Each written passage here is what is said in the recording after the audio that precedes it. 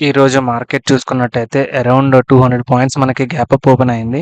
Gap up open అయ్యి price కన్సాలిడేషన్‌లోకి వెళ్ళి ఓవరాల్‌గా డౌన్‌కి వెళ్ళి క్లోజ్ అయింది. ఈరోజు నేను తీసుకున్న ట్రేడ్ వచ్చేసరికి బయోకాన్‌లో తీసుకున్నా. యాక్చువల్‌గా ఏంటంటే నేను బయోకాన్‌లో లేట్‌గా ఎంటర్ అయ్యా. ప్రైస్ ఆల్రెడీ పెద్ద క్యాండిల్ ఫార్మేషన్ జరిగింది.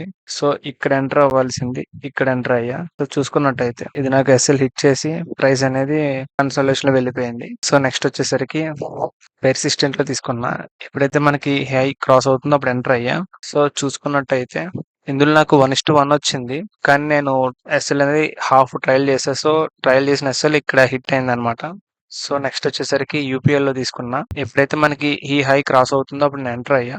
సో, చూసుకున్నట్టయితే మనకి అరౌండ్ ఉండుంటే ఇందులో ఎస్ఎల్ హిట్ అయ్యేది. కానీ నేనేంటంటే ఇక్కడ ఆటోమేటిక్‌గా రివర్స్ ఆర్డర్ ప్లేస్ అయింది. సో, బై సైడ్ ట్రేడ్ కాస్త సెల్ సైడ్ ట్రేడ్‌లో ఉంది.